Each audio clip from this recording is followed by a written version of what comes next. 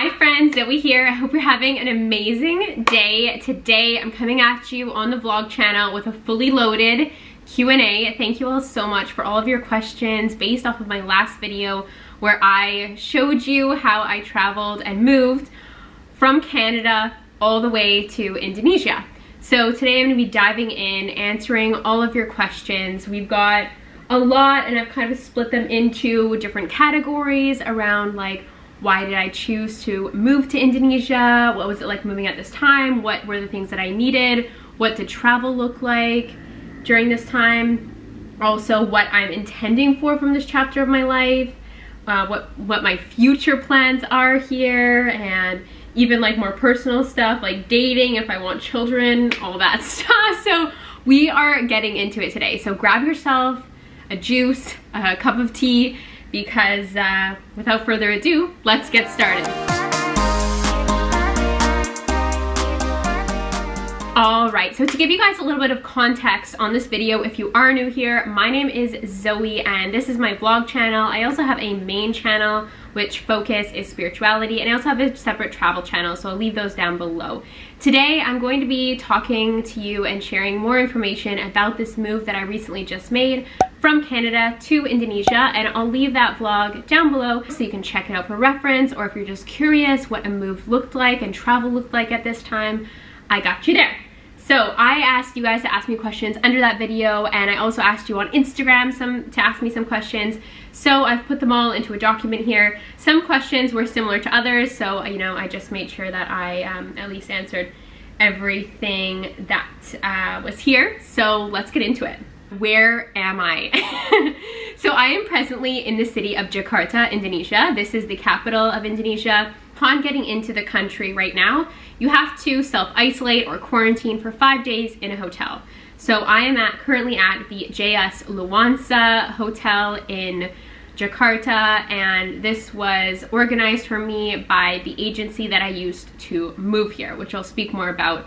But there are only certain hotels that are cleared right now for you to quarantine at. So from what I understand from people that I spoke to at the airport, is that there was some hotels being canceled on people because they weren't cleared for people to quarantine in. And what does the hotel quarantine look like? Well, it looks like I basically chill in this box for 5 days, and during my stay here, a doctor comes to visit me twice. I've had the doctor come to visit once already to give me a PCR test and also do the swab in my throat. And as long as both tests come back negative for COVID, you're allowed to leave the quarantine hotel. There is a menu, like a fixed self-isolation menu. I'm personally vegan, so I had to customize an option for myself. So what I'm eating for breakfast is fresh fruit juice, which is amazing. It's probably like the highlight of my day. Guava and lychee. There's also oatmeal made with water, not milk. There's certain things that I had to specify. And then for lunch and dinner, it looks basically the same. It's steamed rice, steamed veg, hot sauce, and a plain salad. With each meal as well, they're giving me a bit of fruit, which is nice because I just stick the fruit in the fridge that I have here, and that's kind of what I eat throughout the day. So, you know, it's not bad. Like, especially after traveling that extensive journey over 30 hours of being awake and just eating like airport food and trying to make meals and stuff like that. It does feel good to give the body like a reset of eating things that are pretty plain. So yeah, I don't know, I'm not complaining. I'm just so happy and grateful to be here. I'm just so happy and grateful that it all worked out well. Someone asked, what have I been doing during my quarantine hotel time? So of course, getting over jet lag, that's a feat that's happening right now. I'm trying my best to stay awake as long as I can. I seem to keep waking up between 1 a.m. and 4 a.m. Yesterday I stayed up until 9, and that was like huge because the other evenings that I've been here I would pass out at 4, and then the other night at 6, and then wake up in the middle of the night and I'd miss dinner, and you know how jet lag is if you've been there. But yeah, other than that, in all honesty, I've been watching some flat earth documentaries. I have been listening to audiobooks, I have been reading, I have been working.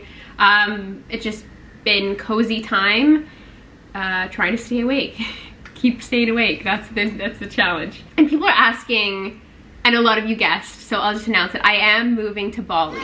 So once I'm cleared, after 2 more days of staying here at the quarantine hotel, I'll be making my move to Bali, Indonesia. Bali is where I'm going to be situated for the next 2 years. 2, maybe 4. Maybe 4.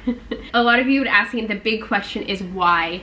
So there are many reasons why, and I'm going to be creating more of a in-depth video, a more creative style video for my main channel, really diving into the why. So that will be coming soon. But basically, it was just time, and it was very much an intuitive and a heart-pulled move. We'll get into a bit more of that because we got some more questions around that. So how long did it take to decide? How did you narrow it down, or did you know immediately where you were heading? I knew that I was moving somewhere. I'll also leave a Q&A that I did on my main channel about why I left Toronto, which answers some questions that were asked that I'm not going to be answering today, but it will be very complimentary to this. I knew that I was going to be making a big move in my life. I had come out of a dark night of the soul, like nothing I'd ever experienced before. I was no longer resonating with Toronto, and that was at the beginning of this year, so at the beginning of 2021. It's presently the beginning of May now.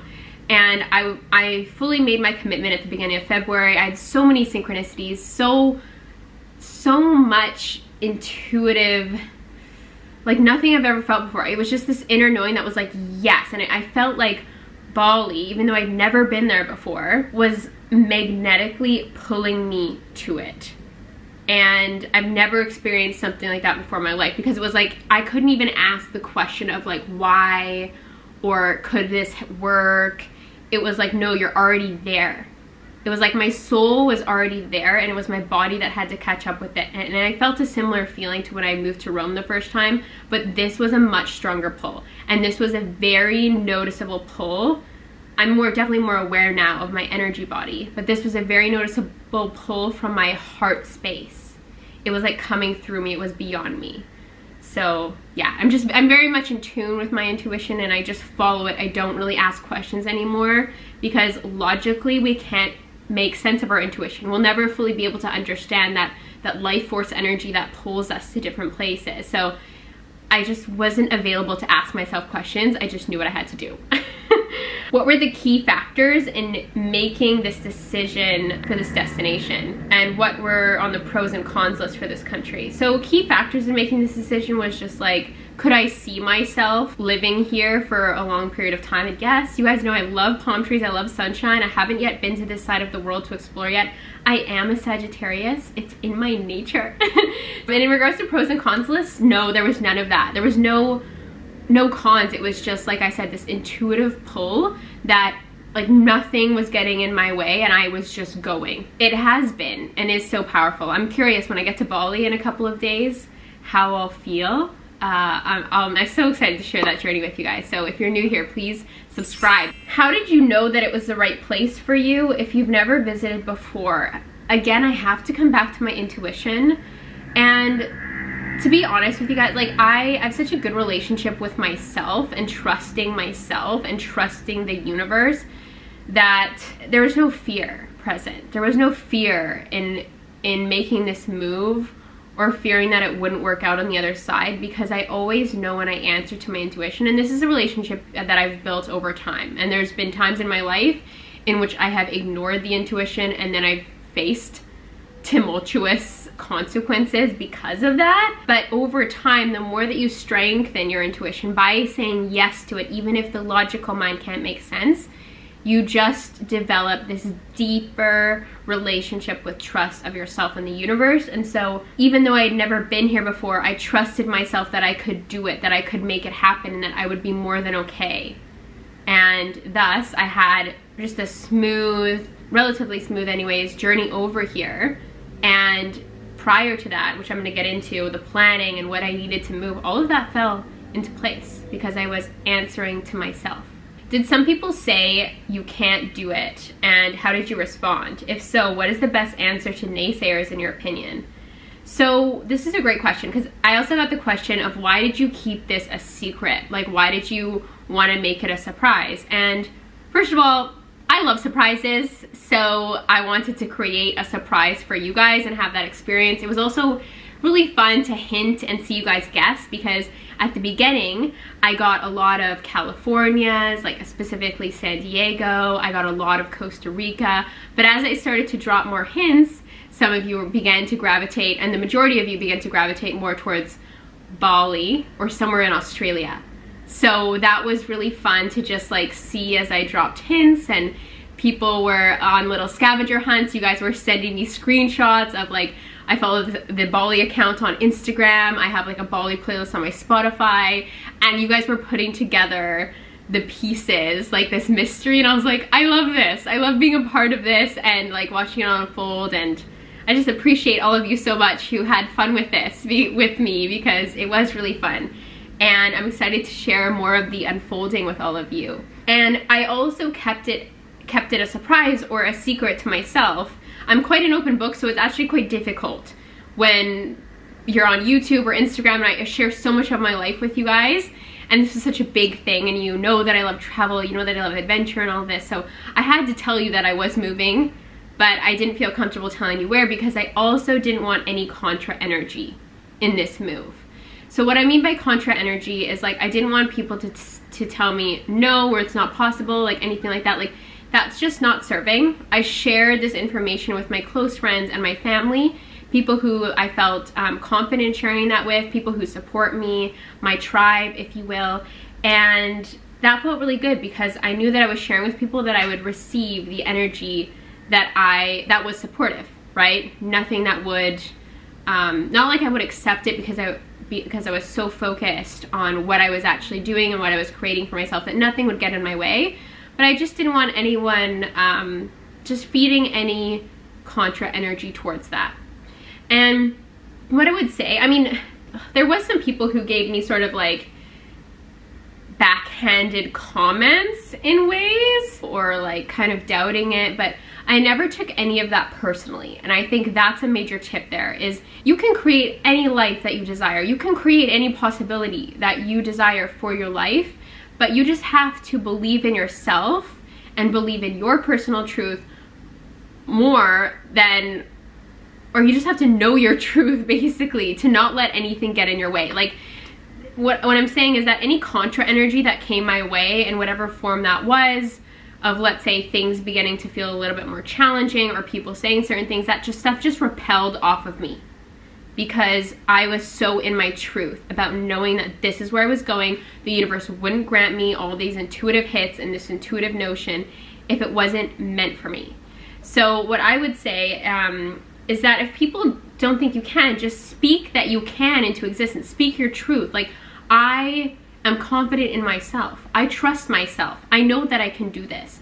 Say these things, because these are affirming to you, to your inner knowing, that you will make it. Like, it is possible. Our words are so powerful. We speak things into existence.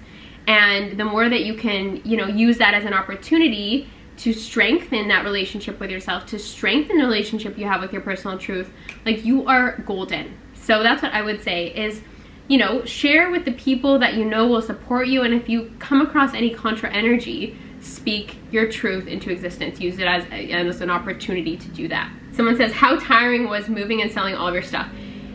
I definitely documented that all throughout the vlog channel, so you guys can go check out. I think I made a playlist called Minimizing Your Life Specifically, which I'll leave down below. It was so fun. Honestly, like, I had the time of my life. I just loved that I was cleansing, purging. It's a great feeling, decluttering and creating space and all of that. And it's the manifestation of a dream, right? This is a dream that I'm presently in the manifestation process of. So the whole thing was fun, and I realized so much about myself from minimizing my life again. I'm going to create a video on that on my main channel, of different lessons and different layers that I uncovered of how I had got sucked back into the matrix, if you will, and began to buy things to make myself feel better, or to buy things because I was trying to create something, versus just recognizing that I've always had more than enough. Yeah, so it wasn't tiring at all. It was exciting, uplifting, adventurous, and fulfilling. My question is, what's the major reason you moved to Indonesia instead of California? So yeah, I mean, well, it's difficult. It's difficult to move to California. I know that's a story, but it's more, what I should say is that it's more challenging to move to California than it is actually to Indonesia. I'll get into that later. It's very easy to move here. And I'm gonna tell you all about that. You know, as much as I love California and I believe that I could live there one day, I have an adventure chapter in me, and there's something that I love about foreign places. I love immersing myself into a completely different culture and noticing how I adapt, whether that's language, whether that's different diets, like what I mean by like trying different foods, exploring. I wanted to have another adventure chapter where everything was foreign and I was in discovery mode again, like a real adventure. I have all this energy in me for adventure, and I've basically been locked in a box, if you will, for the last year in my condo. So I was just ready. I am ready. I'm ready for this bright, abundant new chapter. I just was ready for something completely different than North America. Do you know anyone in Bali? I know a couple of people that I've like reconnected with or connected with since deciding to make this move, so that's gonna be really nice to see some familiar faces when I get to Bali. And also one of my best friends, Leah, she's coming to stay here for summer, so that will be amazing. And I'm just excited to like make new friends and explore it all, really. Now we're getting to the planning the move questions. So someone said, like, how cheap or how expensive is it to live there, food, rent, etc. I've watched some videos on YouTube on that, and they're definitely like available. That's something I don't obviously know by experience yet, but it's something that I'll definitely share. What I can tell you is that rent is much cheaper than the city of Toronto. You'll see my villa next week, and I can tell you my villa was $1,000 less per month than my condo in Toronto. So I'm excited to share that with you guys. Someone asked, is it easy to get a 2-year resident permit? So when I initially decided on Bali, I thought I was gonna come here for 6 months. And it was actually easier for me to get a kitas, that's the arrangement that I have, it's called the kitas, for 2 years versus 6 months. And honestly, I probably would have done that anyways, because chapters in my life seem to last 2 to 3 years, right? So I was just in Toronto for 2 years. Prior to that, I was in Italy for 3 years. And so, you know, I know that I'll be here for at least 2 years. It was easy and much easier to move to Indonesia than it was for me to move to Italy. And the reason why this time too was because I hired a lawyer, or I hired an agent to do the kitas process for me, versus when I moved to Italy and I did everything myself. I was scrounging for all these documents, I was like researching everything online, and that was really great because I learned a lot about that process moving to Italy. But at the same time, it was more challenging because I had all my documents. I've outlined this in my book, Beauty and the Breakdown. I speak about how I made this move to Rome and everything that conspired to make that happen. But I had collected all of the documents needed that were explained on the website and that I read online. But upon arriving to the consulate, they informed me that that wasn't actually accurate anymore, and I needed additional documents. So I was on this goose chase around the city to get everything that I needed. And that's kind of what the theme of my experience with the consulates and the questura in Italy was, that as much as you can think that you are prepared, you are never fully prepared. Something's always going on. That's all that I can say about that. Could you describe the process of finding the house there and choosing the right location for you? So, you know, when Bali started to come to me visually in dreams, meditations, like all of that, before I fully committed, it was just coming to me. What I saw was very much like jungle vibes. Jungle. And green space, lots of palm trees, lots of big leaves. And initially I thought that I was going to situate myself in Canggu in Bali, which is on the ocean. and it's very much a digital nomad hotspot. So is Ubud. Ubud is where I'm going, but I just started to like more and more get these visuals of jungle. Even after I committed to Canggu, I was really much looking into villas in that space, was like very confident that's what I was going. There was sort of a pattern interrupt that was happening when I started to think about Bali. I was like, no, green space, jungle, nature, that's where you need to be. It does make a lot of sense too, because Ubud's a very spiritual place.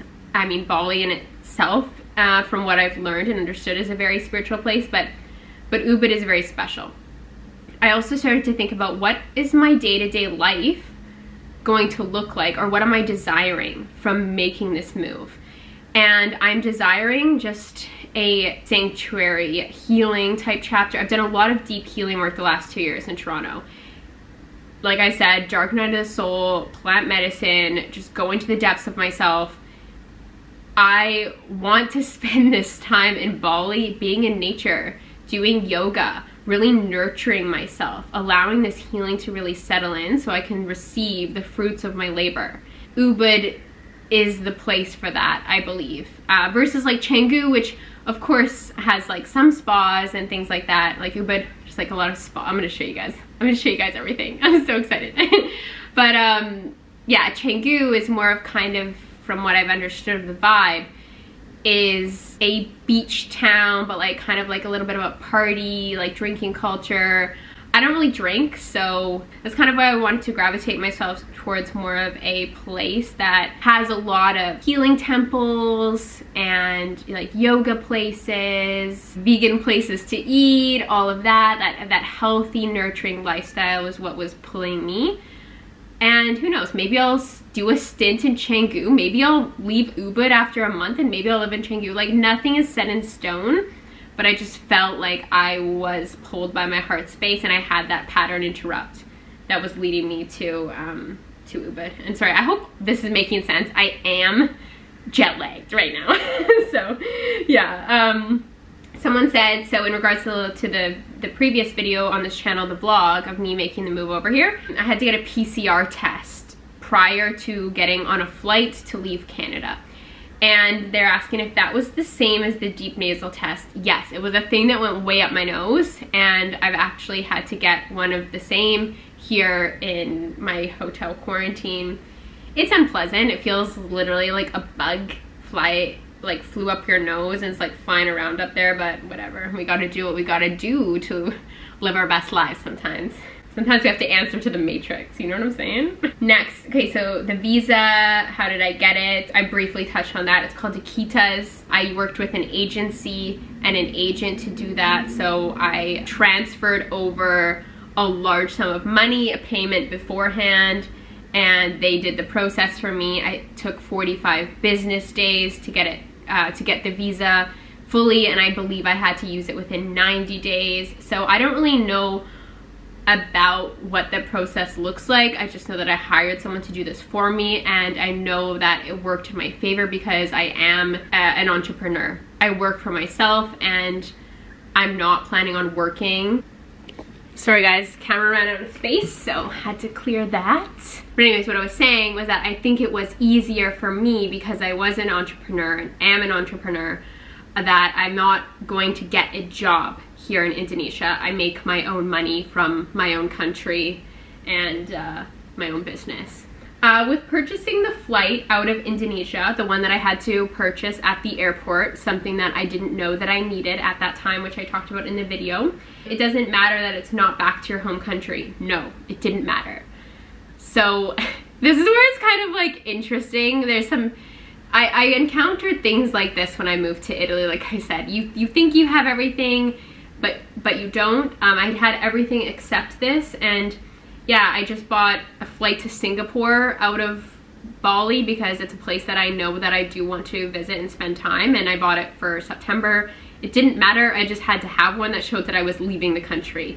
Even though my Kitas arrangement is for 24 months, it's for 2 full years. Alright, so the next question is, I was surprised to hear that you've been in a plane mishap, a plane accident. A small story time and/or how did you manage feeling safe again on planes after? This is a great question. So I actually speak in depth about this event that happened in my book, Beauty and the Breakdown, which is all about the year before I moved to Rome, Italy. Everything that led up to creating a move for myself in this way. And the plane crash was a part of that bridge of incidents. One of the things that really drove me to taking ultimate control over my life and deciding what I wanted to do to live my most fulfilling and best life. Small story time. I'll definitely do a big story time on this on probably my travel channel soon, because it's been like 5 years now, over 5 years. Originally I was scared to make a video on it because I thought I would receive some type of backlash from Air Canada, but no, I give zero bleeps about that now because I still cannot hear. Like, my hearing has not fully healed from that accident. Basically, the plane had an electrical fire and pressure valves broke and we dropped thousands of feet at once. Like, my eardrums burst, and like, it was so painful. I had a headache for weeks. You know, the whole thing with the mask came down. Like, it was a full-blown like plane mishap accident. We had to emergency land in Albuquerque, New Mexico. Then I had to be quarantined. They didn't give me food or water. Like, I was in this place for like hours. Like, it was wild and like so not handled well.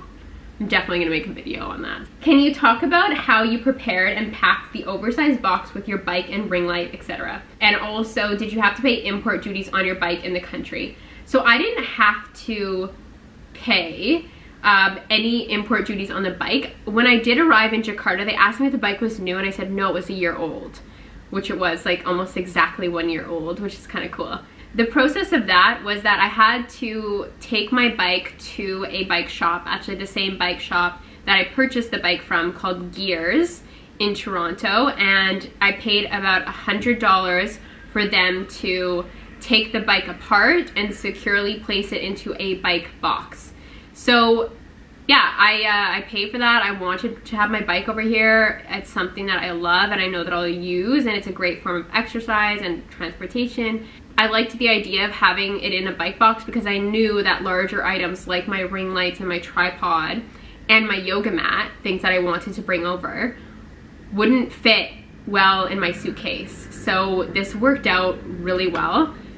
I would say get it professionally put into the box because there's certain things that have to be dismantled, and they like put in some safety wrap around more fragile parts. So it was all done well, and I'm happy that I did that. And I would recommend it to anyone who has a bike and wants to travel that way. I think it costs the same as an additional bag plus an extra $50 for a handling fee. So my next question is, what were some of the signs guiding you there? So throughout this entire journey, like the journey from when I left like Vancouver Island and got to Jakarta, and still even today, the number 44 was everywhere and anywhere. It just came at me from so many different places, from it being on my seat to somebody dropping their passport in front of me and having it flipped over to page 44 and having that in my face. Like, there was just so much synchronicity around that number, which is one of my angel numbers.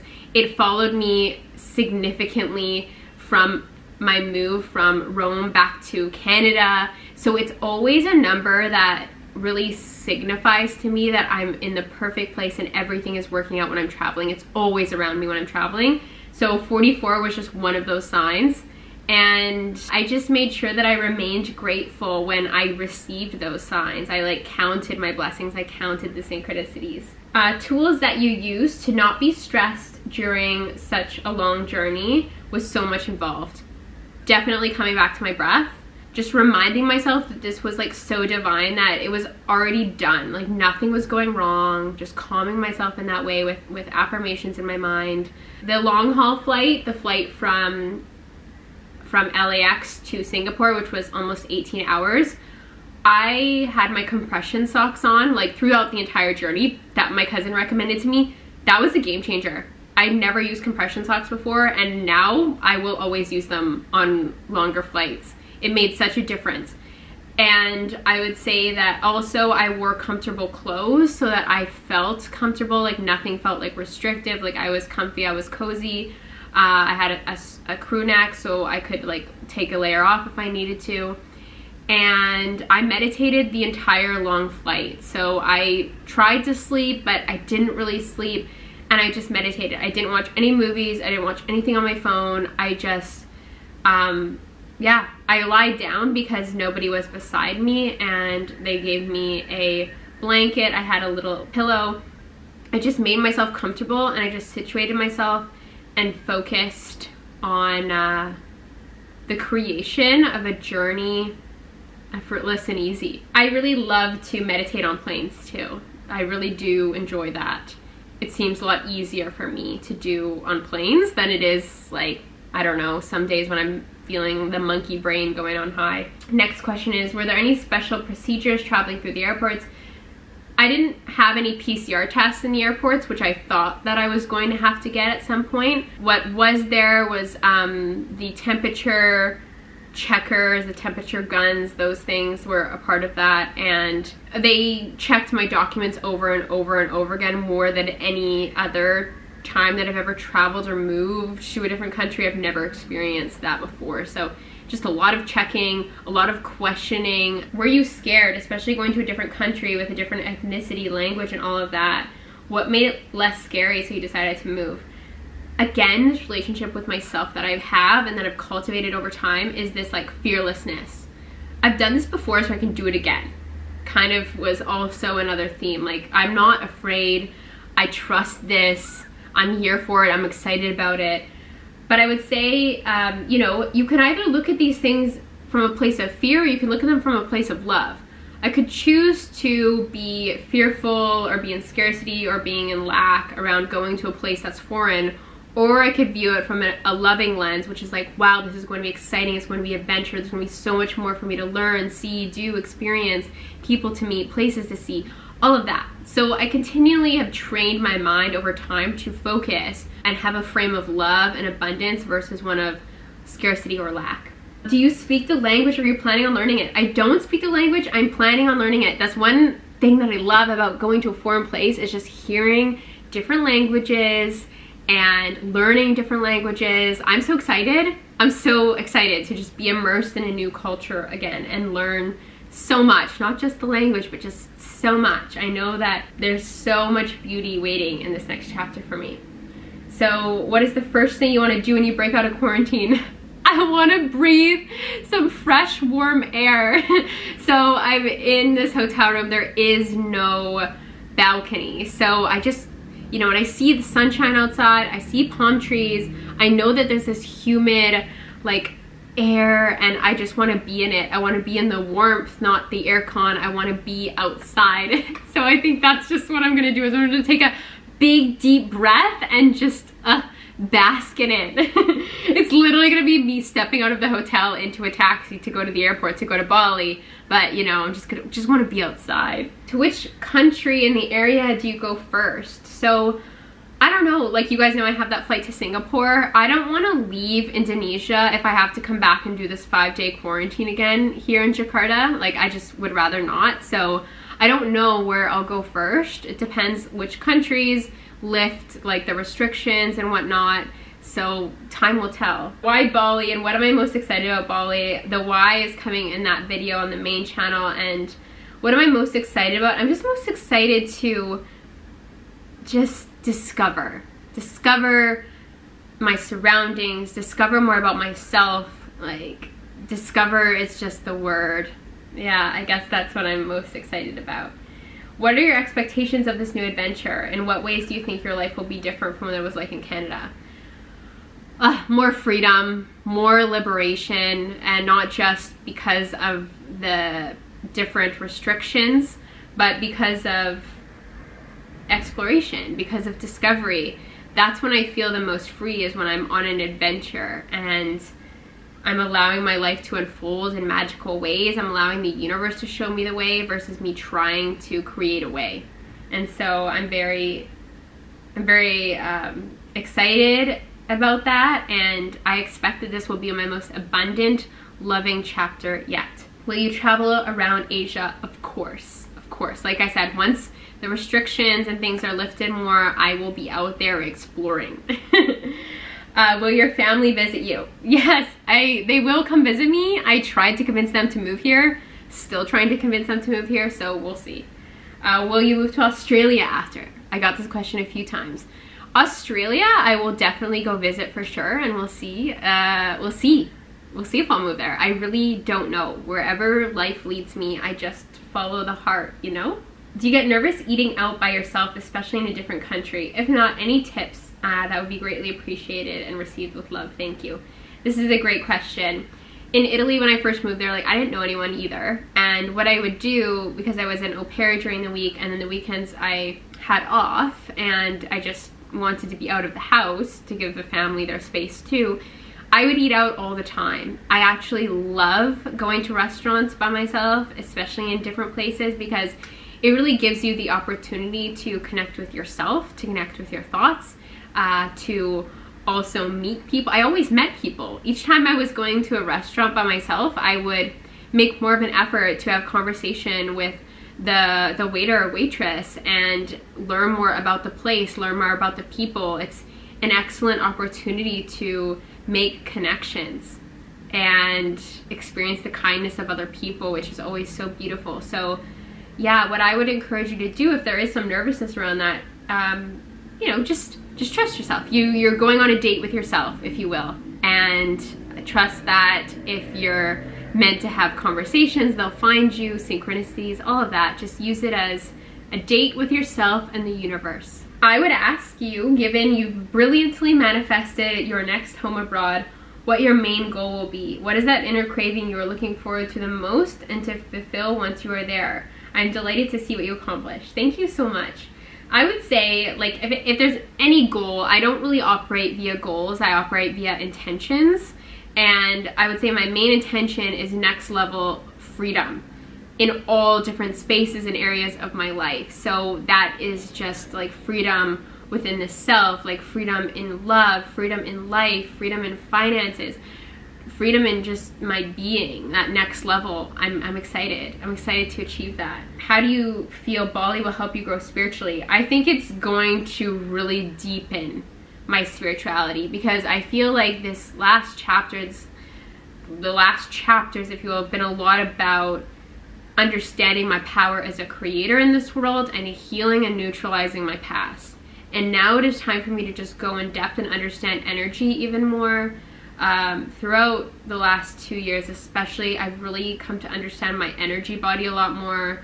I've really connected more with my intuition that allows me to not only see things for myself, but I pick up things on other people, especially like coaching clients. When I'm in that type of setting, I just get intuitive hits about connections or the future for them, and that's really exciting. So I just want to strengthen that. Spiritually, I also feel very called and drawn to yoga. I know that that is going to be such a significant part of this chapter, and I'm very excited about that because I desire groundedness. I've always been like spacey and like in the cosmos, like always up in the air, but not fully in my body. And I really desire to feel into my body, to feel grounded, to really connect deeper with the earth. And I feel like that's what the call to yoga is about. That's what the call to Bali is about. It's about being in my body, not being like everywhere else but my body. Dating and will I use the apps and things like that. So I've never felt more open to a relationship than I am now. And what I mean by that is it's a completely different feeling than ever before. I've done a lot of work on my heart space. My last ayahuasca ceremonies were so, wow, so liberating with the blocks that I had around my heart. And what I mean by it feeling different this time is that it actually feels natural. It's only natural for me to find and be in a loving relationship now. Whenever that is meant to come into my life, it will. And I don't feel like I'm gonna go out there seeking it, as in using the apps. I've never really been that person. I don't think I'm just gonna start being that person. I'm someone who is led by the heart, and has always had amazing synchronicities, have always met people very synchronistically in my life, especially those people who I have had romantic relationships with. So I just trust that that will happen again. But this time, for the first time, I feel like my heart knows how to love in a healthy way, and that will be the only thing that I would attract naturally. And like, naturally is this word. It's like, I feel like, yes, it is happening. Yes, it is coming for you. And it's only natural. I've never felt that way before. I've always been like super resistant and not feeling like I'm ready yet. Not, you know, I've had all these blocks in the heart chakra, and now they are cleared. Do I want children? So if it's meant for me, it will happen for me, and I trust that. I do believe that it will happen for me, and not anytime soon. I think honestly in 5 to 10 years is when you guys could expect that maybe I'll have a child, because first I need to be in a secure partnership with the right person to bring a child into this world. And there's still a lot of things I want to do and I want to experience before I have a child. So I'm in absolutely no rush, and I'm single, so yeah. Will you experiment with plant medicines in Bali? You know, like a lot of plant medicines are illegal here. But plant medicine doesn't have to be a psychedelic, right? There are so many different teas, like cacao itself is so powerful of a plant medicine. And yeah, I'm definitely open to exploring different plant medicines while I'm here, and I'll keep you posted on that, of course. Was this move just like you had pictured in the quantum field? So I'm in the unfolding and the blossoming of a manifestation right now. So I'll fully know the answer when I arrive in Bali, but and also when I find my long-term rental. Oh yeah, I don't know if I fully answered this yet, but my first stop is an Airbnb that I've rented for the month, and then I'll decide where I want to be longer term. I wanted to walk through that space, like physically, to like visit these spaces before I would commit to like a longer term rental. It's so far better than I could have expected, but yes, very much like what I experienced in the quantum field. And the last question we have here, fully loaded question. What is my life's purpose? What is my life's purpose? I believe that I'm here to be a mirror for a lot of people. Of course, we are all mirrors, but also someone here to help people navigate the ascension and guide the ascension in different ways. I know that's more of an esoteric answer, but that's what I've received from my meditation sessions, from plant medicine. I'm here to guide the ascension. I'm here to assist in that process. I'm here to help people awaken and guide them through that, and to have them feel not so alone in that process, because the awakening process can be very difficult in times. It can be very isolating in times, and just, you're not alone. You're not alone. And you can follow and create any life that you want. I think I'm also here to inspire in big ways. Inspire that you can live a life that's outside of society's norms, and anything is possible. So yeah, with that, I love you guys so much, and thank you for all these beautiful questions. And yeah, the next time I see you, I guess it will be in Bali. So yeah, love you guys. Thank you so much. I'll see you soon.